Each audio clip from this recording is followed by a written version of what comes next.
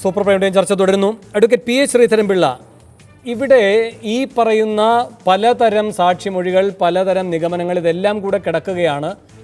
ഇവിടെ തെളിവ് എവിടെയെന്ന് സ്വാഭാവികമായി സുപ്രീം കോടതി ചോദിക്കുന്ന നിലയാണ്.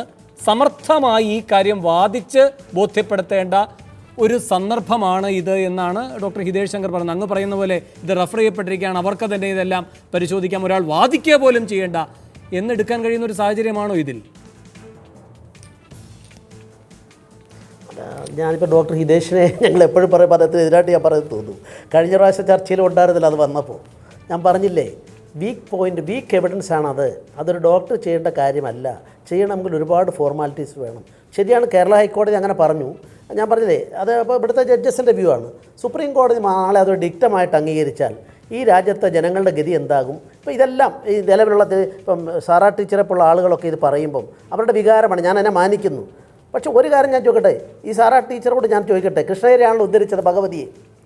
കൃഷ്ണയ്യരാണ് ക്യാപിറ്റൽ പണിഷ്മെൻറ്റ് പാടില്ല, ഇറ്റ്സ് എ സ്റ്റേറ്റ് മർഡർ എന്ന് പറഞ്ഞത്. Capital punishment is A state murder എന്ന് പറഞ്ഞ് പുസ്തകം എഴുതിയ ആളാണ് ജസ്റ്റിസ് കൃഷ്ണയ്യർ എന്ന് ഓർക്കണം. അതുകൊണ്ട് നമ്മൾ വൈകാരികമായിട്ട് ഇത്തരം കാര്യങ്ങൾ പറയുമ്പോൾ നമ്മുടെ അഭിപ്രായങ്ങളും ആത്മാർത്ഥമാണ്, ഞാൻ അതിനെ മാനിക്കുന്നു. പക്ഷേ നിയമത്തിൽ ഏതെങ്കിലും ഒരു കേസിൽ സുപ്രീം കോടതി വിധി പറയുമ്പോൾ യഥാർത്ഥ നിയമപ്രശ്നങ്ങളിൽ നിന്ന് മാറിയാൽ നാളെ അത് ഉദ്ധരിച്ചുകൊണ്ട് എത്രയോ ആളുകൾക്ക് അവരുടെ മനുഷ്യാവകാശങ്ങളും മറ്റും നിഷേധിക്കപ്പെടും എന്നുള്ള കാര്യം കൂടി നമ്മൾ ചിന്തിക്കണം. രണ്ടാമത് 164 സംബന്ധിച്ച് ഇവിടെ പറഞ്ഞു. വേണു പറഞ്ഞ കാര്യത്തിൽ വേണു പറഞ്ഞതിനകത്തിൽ ഒരു വസ്തുതയുണ്ട്.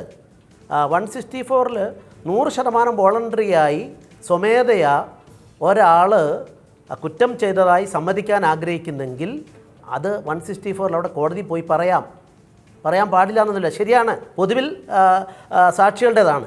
അങ്ങനെ പറയേണ്ടി വരുമ്പോൾ വോളണ്ടറി ആയിരിക്കണം. അത് കോടതി തിരിച്ചും മറിച്ചും ചോദിച്ച് ബോധ്യപ്പെട്ട് എന്തെങ്കിലും വീഴ്ച അതിൽ പറ്റിയാൽ പ്രോസിക്യൂഷൻ ദോഷമാകും എന്നുള്ളത് കൊണ്ട് പ്രോസിക്യൂഷൻ സാധാരണ അങ്ങോട്ട് റിസ്ക് എടുക്കാൻ നിൽക്കാറില്ല. ഇതാണ് ഒരു വസ്തുത. രണ്ടാമത്, നമ്മുടെ ഇൻഫറൻസ് അദ്ദേഹം പറഞ്ഞല്ലോ, ഇവിടെ നമ്മളെല്ലാം കരുതുന്നത് എക്സ്പെർട്ടുകൾ അങ്ങോട്ട് പറഞ്ഞു കഴിഞ്ഞാൽ ഉടൻ തെളിവാകുമെന്നല്ല. എക്സ്പെർട്സ് പറയുന്നത് പോസിബിലിറ്റിയാണ്, സാധ്യതയാണ്. ആ സാധ്യതയിൽ രണ്ട് തലങ്ങളുണ്ടാവാം, അതിനും സാധ്യത ഇതിനും സാധ്യത, അങ്ങനെ വരുന്ന സാഹചര്യം ഉണ്ടാവും. ഇതൊക്കെ കണക്കിലെടുക്കേണ്ടതാണ്. അതേസമയത്ത് ഈ ഇഷ്യൂവിൽ ഞാനൊരു കാര്യം പറയാൻ, എൻ്റെ പാർട്ടിയുടെ നിലപാടും കൂടി ഞാൻ പറയാൻ ആഗ്രഹിക്കുന്നു. ഇതിൽ കുറേ കൂടി നമ്മുടെ ഭരണകൂടങ്ങളും അന്നത്തെ പോലീസ് സംവിധാനവും പ്രോസിക്യൂട്ടറും എല്ലാം ചിന്തിച്ചുകൊണ്ട് വ്യക്തമായ തെളിവ് കൊടുക്കുന്ന സിസ്റ്റം ഉണ്ടാകേണ്ടതായിരുന്നു. അതുണ്ടായില്ല എന്നുള്ള എൻ്റെ അഭിപ്രായവും അതിൽ പ്രതിഷേധിച്ചുകൊണ്ട് എൻ്റെ പാർട്ടി പോലും പ്രതിഷേധം നടത്തുന്നതൊക്കെ ഞാൻ അംഗീകരിക്കുകയാണ്. പക്ഷേ ഒരു വസ്തുത കൂടി വേണം നമ്മൾ മനസ്സിലാക്കേണ്ടതായിട്ടുള്ളത്. ഈ 302 എന്ന് പറയുന്നതിൻ്റെ അടിസ്ഥാന ഇൻഗ്രീഡിയൻറ്റ് 1, 2, 3 എന്ന് പറഞ്ഞ് 3-4 കാര്യം പറയുന്നുണ്ട്. അതിലൊരു കാര്യം ഇല്ലെന്നുണ്ടെങ്കിൽ അത് സ്പെസിഫിക്കായിട്ട് എവിഡൻസിൻ്റെ ഭാഗമായിട്ടില്ല, എക്സ്പെർട്ടിനെ ആശ്രയിച്ച് നിൽക്കേണ്ടതാണെന്ന് പറഞ്ഞാൽ ഇവിടെ ക്രിമിനൽ നിയമത്തിൻ്റെ അടിസ്ഥാനം അറിയാവുന്നവർക്കെല്ലാം അറിയാം. സാഹചര്യത്തിലൂടെ മാത്രം ആശ്രയിക്കുന്ന കേസാണെങ്കിൽ അത് പോകും. കണ്ണിയാണ്, ഓരോ ചെയിനാണ്, ആ ചെയിനിലെ ഒരു കണ്ണി പോയാൽ വിടണമെന്നാണ്. ഇത് ഈ രാജ്യത്തിന്റെ നിയമമാണ്. മാറ്റണമെങ്കിൽ ഇടവേളയിലേക്ക് പോകണം. അതിനു മുൻപ് എനിക്ക് സാറാ ടീച്ചറിലേക്ക് ഒരിക്കൽ കൂടി, ടീച്ചർ, ഇവിടെ ഈ പറയുന്ന തോമസ് പി ജോസഫും അതുപോലെ തന്നെ ഈ സർക്കാർ വന്നതിന് ശേഷം സ്റ്റാൻഡിംഗ് കൗൺസിലായി ചുമതലപ്പെടുത്തിയ നിഷേഷ് ശങ്കർ രാജനും ഒക്കെ ഈ സുരേഷനുമായി നല്ല രൂപത്തിൽ ആശയവിനിമയം നടത്തിയില്ല, ശരി. ഒരുപക്ഷെ സർക്കാർ അത് അറിഞ്ഞിട്ടുണ്ടാവില്ല, പിണറായി വിജയൻ നേരിട്ട് അറിഞ്ഞിട്ടുണ്ടാവില്ല, ശരി. പക്ഷേ ടീച്ചർ, ഈ കേസ് വിധി പറയാനായി സുപ്രീം കോടതി മാറ്റിവെച്ചല്ലോ, അതിന് ശേഷമുള്ള ഒരു അവസരമുണ്ടല്ലോ, ഒരുപക്ഷെ അവസാനത്തെ അവസരം, ആ അവസരം വിനിയോഗിക്കാൻ ഈ ഗവൺമെൻറ് ശ്രദ്ധാപൂർവം പ്രവർത്തിച്ചിട്ടുണ്ടോ? ഞങ്ങൾക്കൊരു അഭ്യർത്ഥനയുണ്ട്.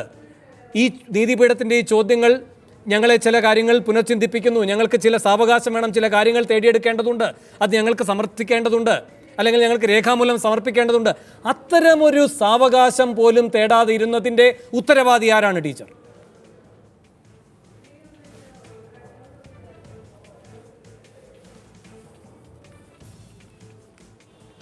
തീർച്ചയായിട്ടും അതിൻ്റെ ഉത്തരവാദിത്വം സ്റ്റേറ്റ് ഗവൺമെൻറ്റിനുണ്ട്. സ്റ്റേറ്റ് ഗവൺമെൻറ്റിനെ പ്രതിനിധീകരിച്ചുകൊണ്ടാണ് പ്രോസിക്യൂഷൻ ഭാഗത്തു നിന്ന് തോമസ് വക്കീൽ പോയത്. പക്ഷേ അത് സുപ്രീം കോടതി തെളിവ് എവിടെ എന്ന് ചോദിച്ചിട്ടും ഈ അവസാനത്തെ അവസരം ഉപയോഗിച്ചില്ല എന്നുള്ളത് വളരെ ശക്തമായിട്ടുള്ള ജനങ്ങളുടെ ഭാഗത്തു നിന്നുള്ള ഒരു കുറ്റാരോപണം തന്നെയാണ്. അതിനെ വേറെ ഒരു ന്യായീകരണങ്ങൾ കൊണ്ടും പിന്നെ മാറ്റാനായിട്ട് സാധിക്കില്ല. ഈ അവസരം ഈ 6-7 ദിവസം ഉപയോഗിക്കാമായിരുന്നു. തെളിവ് എവിടെ എന്ന് സുപ്രീം കോടതി ചോദിച്ചിട്ട് വക്കീലിന് മറുപടി പറയാനില്ല എന്ന് പറയുന്നത് വലിയ അപമാനമാണ്. കേരളത്തിലെ അഭിഭാഷകർക്കും അതുപോലെ തന്നെ സ്റ്റേറ്റിനും ഏറ്റവും വലിയ അപമാനമല്ലേ? ഏറ്റവും കഴിവ് കുറഞ്ഞ ഒരാളിനെ സുപ്രീം കോടതിയിലേക്ക് പറഞ്ഞയക്കുക. കാരണം എന്താണെന്ന് വെച്ചാൽ ഈ തെളിവുകളൊക്കെ വെച്ചുകൊണ്ടാണ് ഇവിടെ ഹൈക്കോടതിയിലെ വിധി വന്നിട്ടുള്ളത്. അപ്പോൾ ആ തെളിവുകൾ പ്രബലമല്ല എങ്കിൽ അതിനെ പ്രബലപ്പെടുത്തിയിട്ട് വേണം അങ്ങോട്ട് കൊണ്ടുപോകാൻ. അത് ചെയ്തില്ല. ഇനിയിപ്പോൾ നേരത്തെ ശ്രീധരൻ വക്കീൽ പറഞ്ഞതുപോലെ ഈ ഗോവിന്ദച്ചാമിയെ തൂക്കിക്കൊല്ലണം എന്നൊന്നല്ല ഞാൻ വാദിക്കുന്നത്. ഗോവിന്ദച്ചാമിയെ കൊല്ലുന്നോ കൊല്ലില്ലേ, അല്ലെങ്കിൽ സംശയത്തിൻ്റെ ആനുകൂല്യം ഉണ്ടോ, നിരപരാധി ശിക്ഷിക്കപ്പെടാൻ പാടില്ല, ഇതൊക്കെ എനിക്കറിയാം. പക്ഷെ ഒരു കാര്യമുണ്ട്, ഗോവിന്ദച്ചാമി ചെയ്തത് എന്ത് എന്നുള്ളതിനെ കുറിച്ചിട്ട് കൃത്യമായി ഇവിടെ വ്യക്തമായ തെളിവുകളോടുകൂടി ഞങ്ങൾക്ക് ബോധ്യപ്പെട്ടിട്ടില്ല. ആ കുറ്റകൃത്യം തെളിയിക്കപ്പെട്ടു എന്നുള്ളത് പറയുമ്പോഴും ഇതിൻ്റെ പിന്നിൽ ആര് എന്നുള്ള ചോദ്യമാണ് ഞങ്ങൾ ചോദിച്ചുകൊണ്ടിരിക്കുന്നത്. ജിഷ കേസിലും അത് തന്നെയാണ് ചോദിക്കാനുള്ളത്. ഇപ്പോൾ ആളൂരിനെ പോലെ ഒരു വക്കീൽ വരുന്നു, ലക്ഷക്കണക്കിന് രൂപ ചെലവുണ്ടെന്ന് നമ്മൾ കേട്ടു. ഈ ഗോവിന്ദച്ചാമി ഒറ്റയ്ക്കാണോ ഇത് ചെയ്തത്? ഇതിന്റെ പിന്നിൽ ആളുകളുണ്ടോ? ഇതിന്റെ പിന്നിൽ വല്ല മാഫിയയും പ്രവർത്തിക്കുന്നുണ്ടോ? ഈ ചോദ്യങ്ങളൊക്കെ അന്നും ഞാൻ ഇടപെടുകയാണ് ടീച്ചർ. വളരെ നന്ദി ഈ ചർച്ചയിൽ പങ്കെടുത്താൻ. എനിക്ക് ഒരു ഇടവേളയിലേക്ക് കൂടി പോകണം. ഇടവേളയ്ക്ക് ശേഷം വേഗം തിരികെ എത്താം.